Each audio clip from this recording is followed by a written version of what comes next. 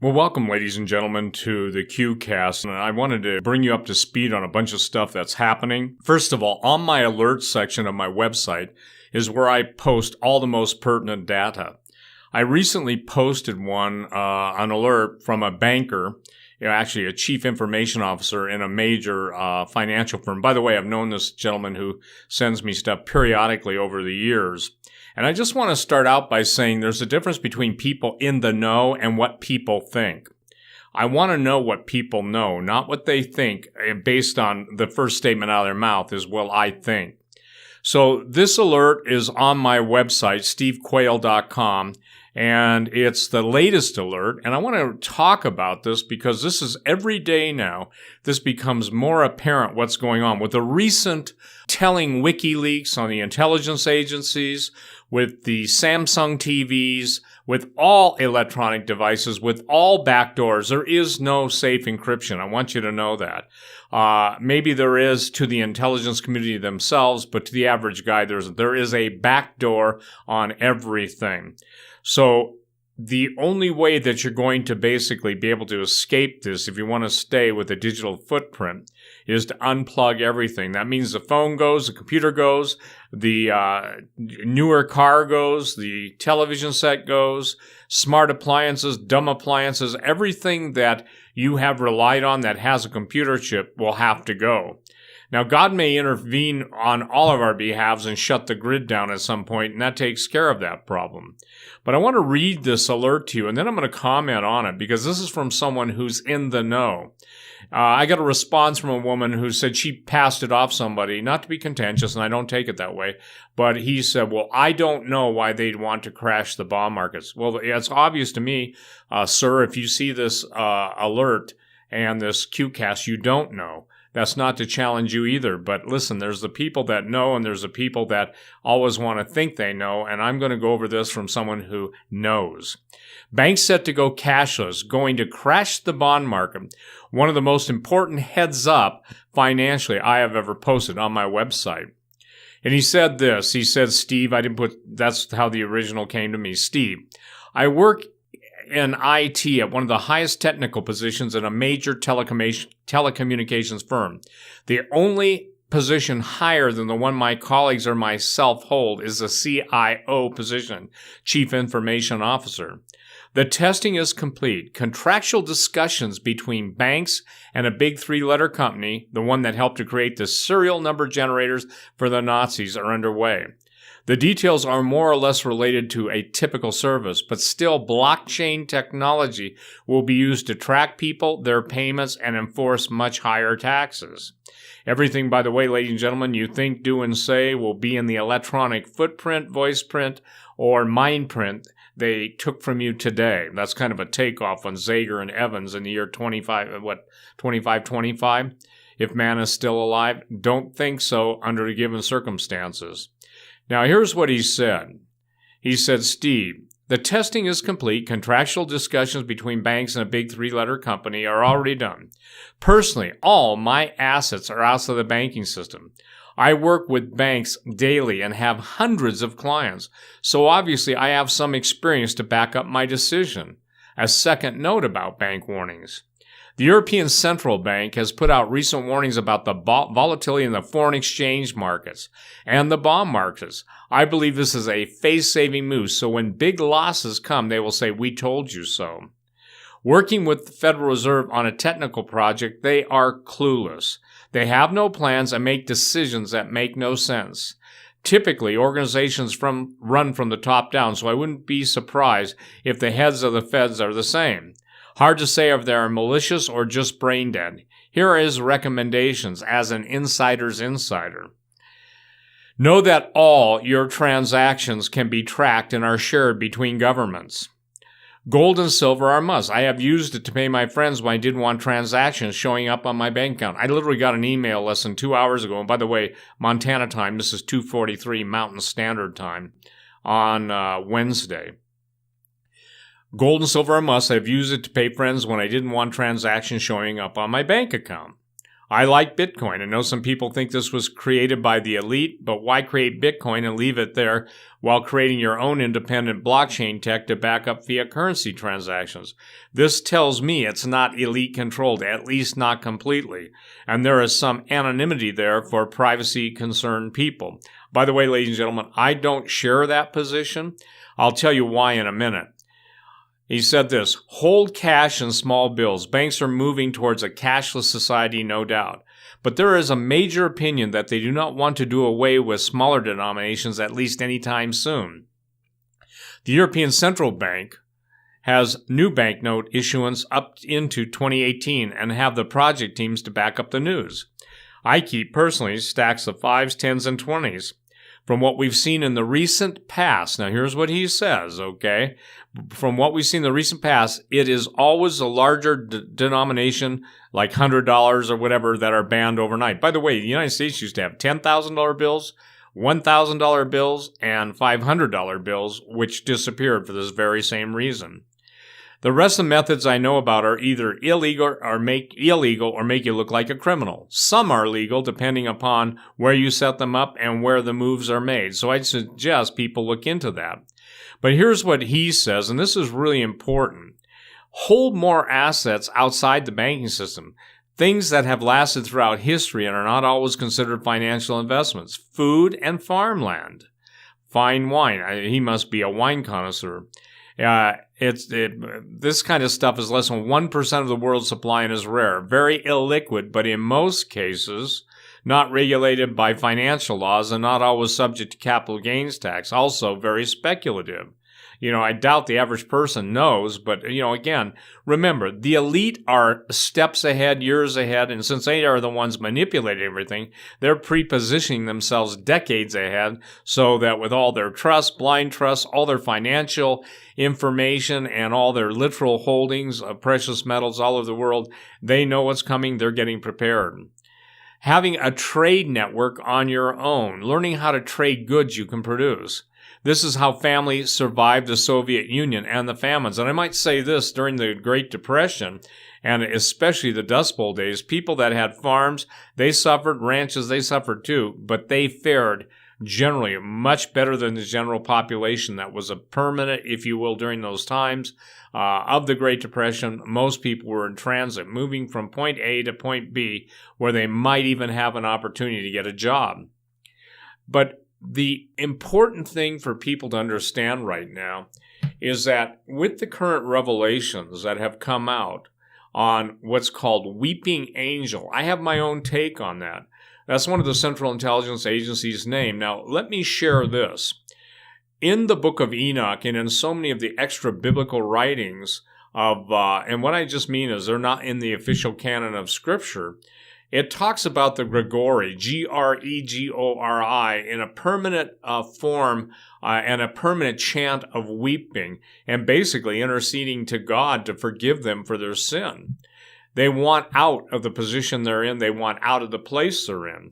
So when my curiosity got, I would say, strengthened when I saw Weeping Angel.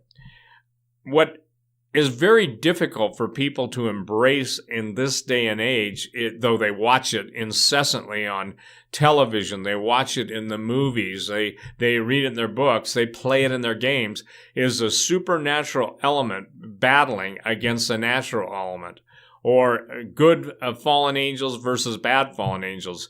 Fallen angels are fallen angels. Those guys are the bad guys.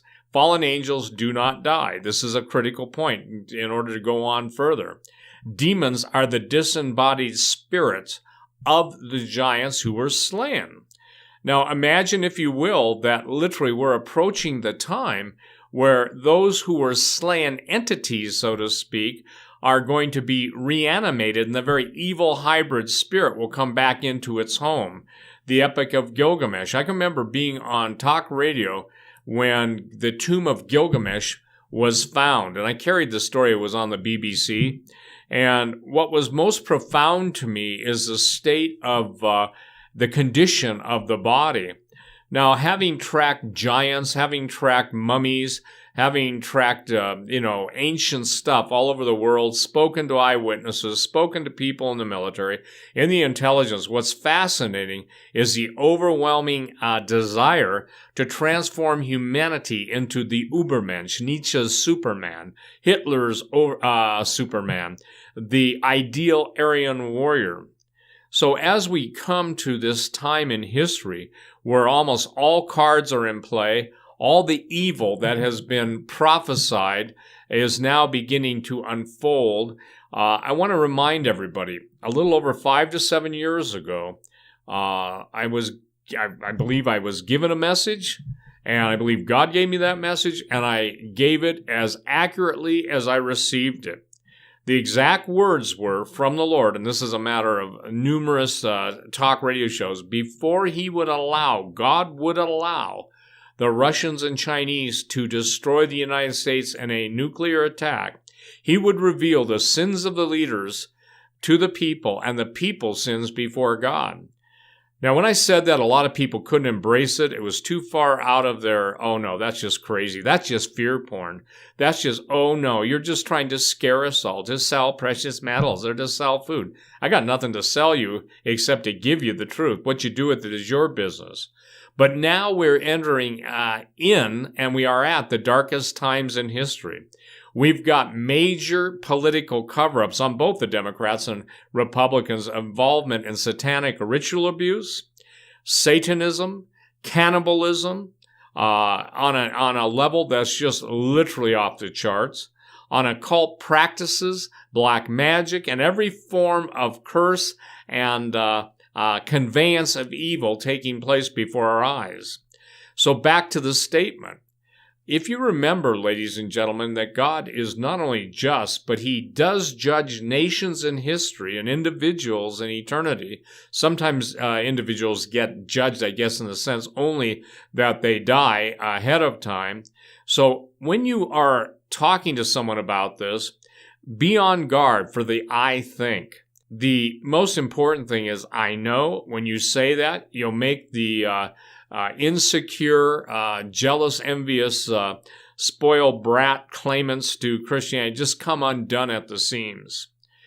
The statement, you need to grow up, is an understatement. You need to man up, and that's pretty tough to do in a testicle-free zone now due to the amount of xenoestrogens in the water, due to the amount of glyphosates in the food, due to the amount of chemtrail, heavy metals in the chemtrail spray. But look at this. How many of you can think back, and think back even 20 years, did you see young men in their, there were exceptions, but you didn't see a lot of guys who were bald at the age of 20. If you look at what's happening now, even the, what would be the former features of, let's say, a man from 20 to 30 years ago. Now, I'm not saying guys who are bald aren't men. I'm not saying any of that. All I'm saying is this, that what we're seeing is a systematic elimination of the ability to have children with any sort of dimensional strength and fortitude that, and when I say fortitude, both internal and external, because we become, how should I say this, meowified, because I won't use the other word because it would be offensive to the women that want to dress up like female sex organs and wear dumb hats. But it's fascinating to me that, again, we're seeing now an inversion of roles, R-O-L-E-S. And that inversion is that the women are becoming more militant than the men. It's Jezebel on steroids. And remember, Jezebel controlled Ahab. If you want to know what's going on in the Clinton Foundation, just go to your Bible and read the Jezebel and Ahab reports and literally the stories, and I think you'll get the message. because one of the emails I get over and over and over, and I can't answer for the over and over and over millionth time, is how long do we have? I think it's better to approach this on an individual basis. To the best of your knowledge, and now I'll speak to claimants to Christianity, are you doing everything that you believe you can do to walk in the light that you've been given? You don't have to walk in light you haven't been given, but are you faithful with the little things? To those of you that would rather pick fights amongst the brethren, for those of you that have declared yourselves to be prophets and watchmen, or you're a watchman, now you're saying behind the scenes that you're really a prophet, and then you mock those who basically have been right on. And to those of you that keep sending me those incessant emails that Donald Trump is this, Donald Trump is that, I maintain, once again, that given the word that I was given, maybe 7 years ago? I think it's 5, or I say it's 5, but it's closer to 7, that before God allows Russia and China to destroy the United States in a thermonuclear war, he's going to reveal the sins of the leaders to the people and the people's sins before a holy God. Now, that isn't the grab your guitar, get a campfire, sing Kumbaya, and discuss your feelings sort of reality check. I believe Americans suffer from a primary disease called reality deficit disorder. Maybe now even to move it to reality denial disorder. It's like people are being told, you can't trust your eyes or ears. You have to take our word for it. So everything is fake, that's the truth, and everything is a lie is the truth. Again, the prophet cried out, woe unto them who called evil good and good evil. So we're at a point now in time where the financial markets are facing on the 15th a debt ceiling of $20 trillion. I think it's estimated the Fed, has maybe 3 months operating capital. Will there be an emergency override of the previous settlement or the previous debt limit? Probably. But in the meantime, ladies and gentlemen, you need to watch what's going on with both Germany and France. If Le Pen wins in France, then I'm telling you this, it's a whole different world for Europe. If Angela Merkel comes to the United States and tries to export her Illuminati madness and dump on the Trump campaign, I don't think it's going to go very far. So we're now at a transition point that we've never been at before. We've got North Korea testing openly their ballistic missiles, claiming that they're getting ready to attack U.S. bases. Now remember, they're saying this in Japan. Japan saying, we're not going to sit back. Japan has, and rightly so, they have hawks in their government saying, we better strike North Korea before they strike us. Then you've got the incessant blame the Russians Democrats who, meanwhile, are taking their handouts on the left. I mean, again, if God would, in His mercy, expose to us just even like a VU meter chart, okay, or a basic chart of just how much has been lost in this nation by betrayal, by espionage, by treason, you'd maybe understand that when you have a weapons development program and it fails, F-35, some of the high-dollar missile cruisers, the billion-dollar missile cruisers that can't even see Russian jets until they're on the deck, or they basically have to be towed back to port numerous times to fix the problem that wasn't fixed the first time.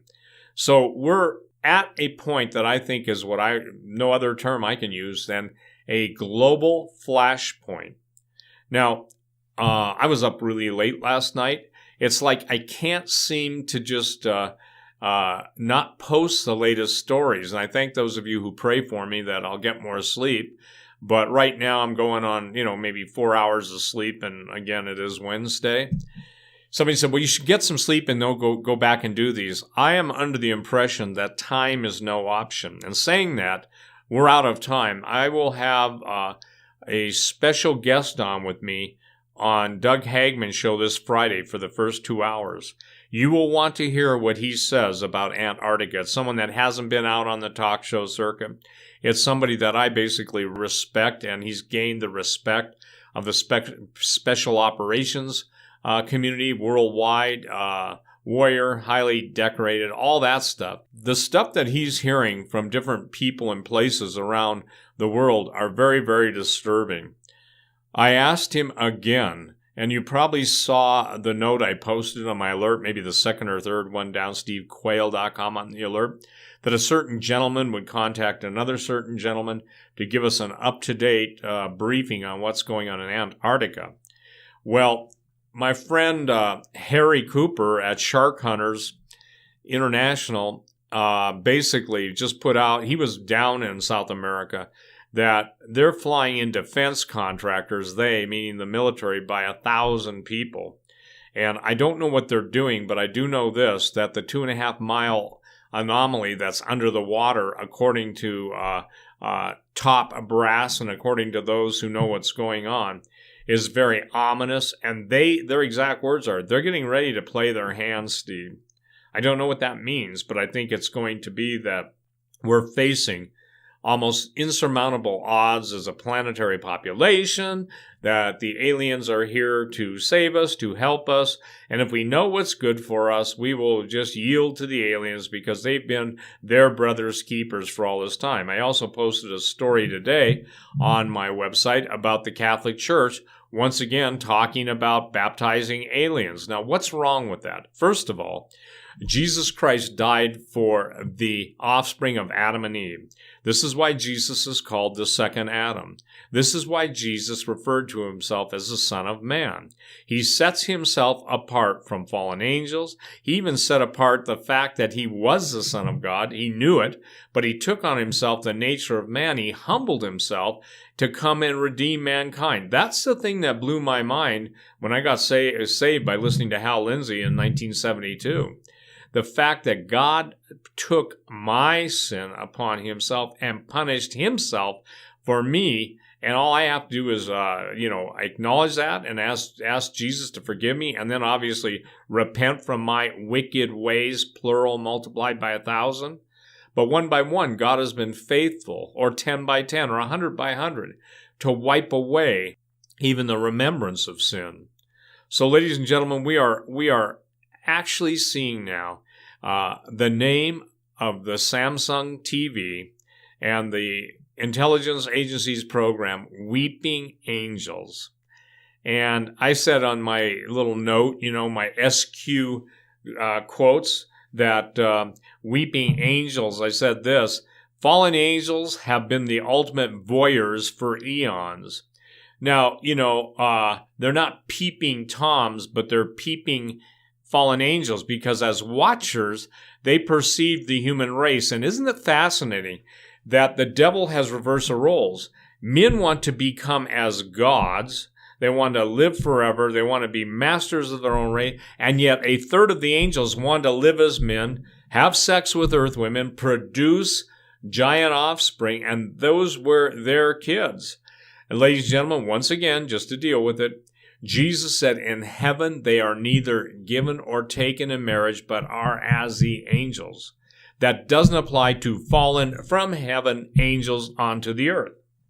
So this is a dominant theme. And once again, Friday night, we'll be talking about the fallen angel thing, and you're going to get some revelation. I'd encourage you now, which by the time this plays will probably be Thursday, I would encourage you now to begin to pray and seek the Lord on how to handle this, how to deal with this. Because again, my prayer is not to titillate, not to tantalize, not to cause fear, but just to tell you the times that prophets and the scriptures used to testify to are now here. Well, ladies and gentlemen, again, what we're trying to do is to get everyone in a relatively safer area, if it's possible, than you are now. And so with that in mind, I want you to know that our time is very, very short. Again, I want you to tune in to Hagman and Hagman this Friday night, which will mean it's the 10th. Tune in to Doug Hagman's show and listen to me and a certain guest who I think you'll not only recognize but appreciate. Now I want to just change horses for the next 5 minutes. I've been getting emails and calls, and because I was gone for pretty close to a week, I got a bunch of people to catch up with. But food will be the ultimate barter item. Food, that's if you have excess beyond what you need. And if you remember the story of Jacob and Esau sold his birthright as being the firstborn because he was hungry. The globalists have long alluded to the fact, stated clearly, and are on record saying they use food as a weapon. They make no apologies for it, and they decide who lives and who dies. Well, enter stage right, cannibal now followers of certain sects in Islam saying it's okay to eat your enemy. It's okay to eat the infidels. Well, ladies and gentlemen, show me where that comes from. If the devil's the one who initiates it, and the others follow through with it, then who is their father? And my guess is that it's so obvious that in North Korea's case, that they're listening to someone who wants a world destroyed. Is North Korea being used as a proxy by possibly Russia, China, or even Pakistan? I think it's very reasonable that China, Russia, and Pakistan will use North Korea as a flashpoint when the time comes. Now, how you'll know it's upon us is you'll start hearing of bank runs. You'll start hearing of banks, locking their customers out of the doors. You want to be where everyone else isn't. That's the golden rule of survival, and I would say protocol, etiquette, and just plain all-out intelligence. You want to be where everyone else isn't. If there's food rationing, you don't want to be in a line like Venezuela, where everyone's standing in line sometimes for, pretty close to half the day, only to get such meager rations, they defy description. Well, ladies and gentlemen, again, I want to just share one thing. On Friday night, this coming Friday night, my special guest and I will be talking about, Empire Beneath the Ice. Now, I'm not trying to give anybody a book report, but those of you who have not gotten the book Empire Beneath the Ice, and by the way, thanks again to Greg Hunter for the outstanding interview. This will turn out in the weeks ahead to be the most important book, I believe, I've ever written outside of the Genesis 6 Giants for you to know how this is going to play out. This is simply not just a history of the Nazi war machine, of how they fled to Antarctica and New Schwabenland. It goes far beyond that. My next area of, I'll give you a little hint, my next area of revelation that's going to affect everybody is, again, on Mars. As you know, I was a publisher. I think I've mentioned it before. Cydonia, The Secret Chronicle of Mars. I'm going to be having a double edition, a new tribute edition to David Flynn, but also another book called The Earth-Mars Wars. The original author passed away, but his children have given me permission to reprint it. And what's important about this is that you're going to hear more and more about it. The parallel between Earth and Mars are unmistakable. From architecture, orbits, everything that we are as we know Earth, Mars was once also. And by the way, don't believe the JPL, Jet Propulsion Laboratory, images of Mars. I'd encourage you all to look up, too. Just start doing your homework on jump rooms, JUMPROOMS. You'll not only come up with Dr. Basiago, but you'll come up with other names. And I can share with you from personal knowledge of people that have used them, and yes, I know those people, that it's beyond what we can wrap our heads around unless we come into a form of acclamation of not only the supernatural, but we have to go beyond what we've been taught and what we've been led to believe. And so what we're watching right now is probably the most dangerous series of events, because everybody knows the intelligence agencies are at war with Donald Trump. I want you to do your homework, okay? This is your homework, all of you, as the Kung Fu master used to call David Carradine a grasshopper. Go and look at everyone who was appointed in the head of intelligence by the former entity that was in the White House, known as the president. Go and look at all the Department of Homeland Security heads. Go and look at all the different generals that were fired. It is my recommendation to the President Donald Trump, to recall as many as will return to service, those battle-hardened, tested generals and admirals and fleet officers that were forced out of the U.S. military. Again, unless the Air Force quits making war on God, the God of heaven, and Jesus Christ, unless the Marines and all others quit making war on God, especially the Navy, the defeats that are going to loom, this isn't Tokyo Rose talking, this is the living God. We won World War II. There were a lot of people praying. We won World War I, if you can say that in the context of what history officially records, but unofficial history, we lost. And ask yourself this: why from Korea to Vietnam to Afghanistan to Iran, Iraq, wherever we've touched foot, the countries haven't zoomed to material excellence and certainly not spiritual excellence, but they become more and more under the boot heel. For those of you that think you're ready to go up against Goliath, this is what a 4-star general once told me. He said, Steve, remember David didn't go up against Goliath until he believed God to go up against the lion and the bear, and knew, just as God gave David the victory over the lion and the bear, he would also give, the victory to David over Goliath. So, ladies and gentlemen, things are going to break loose. They are breaking loose. I just want you to make sure you go to my website multiple times a day, because there's so much stuff happening. I can't even keep up. Probably by Friday, a couple days from now, we'll have the whole Branson, Missouri registration page up. This will be the first time in history that Tom Horn and I have ever spoken publicly together.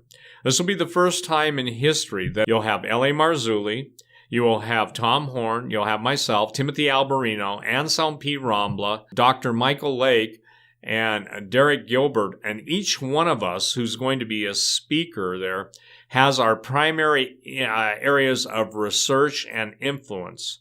And so I'm going to encourage you that once the page goes up, either Friday or Monday, to get registration, because we've got some surprises, and I'm not going to give them away, although I kind of want to. I won't yet. So all the registration will be there. Gordon, the event planner, has already secured better rates for rooms in Branson, Missouri. This is going to be on the September 15th through the 17th, although registration will start on the 14th. In Branson, Missouri, 2017. Again, ladies and gentlemen, without this book, Empire Beneath the Ice, you're going to be taken so far off guard, you are not going to be able to handle it. And I'm talking Christians now. I know a lot of people in the world that will handle this better than the Christians, because the Christians want to use the cop-out, just trust God. There is no place in Scripture what I see that mankind didn't have to do something to fulfill their part of the equation. You do what you can do and believe God to do the impossible. I have seen it as a personal cop-out, a lack of responsibility, and I went to the Lord in this years ago. Some of you have been with me on talk radio for 20-some years. Know I said this. I said, Lord, why are people so difficult when you're trying to help them save their own lives? And here's what I heard so clear in my spirit. They do not want to take responsibility for their own choices. They always are looking for an out to blame this person, blame that person, blame someone else. So there you have it, ladies and gentlemen. If you're going to go up against Goliath's brothers, and trust me, they're coming, and you'll hear about that on Friday night on Hagman and Hagman. First 2 hours, you do not want to miss that. But because of the nature and intensity of the subject matter, what's unfolding in Antarctica, what's going on down in that region of the world, what is the object 2.5 miles, under the ocean moving? All these things we will answer for you to the best of our ability on Friday night with Doug Hagman and Joe Hagman on Hagman and Hagman. Well, good night, everyone. Thank you so much, and we'll look forward to doing another QCast.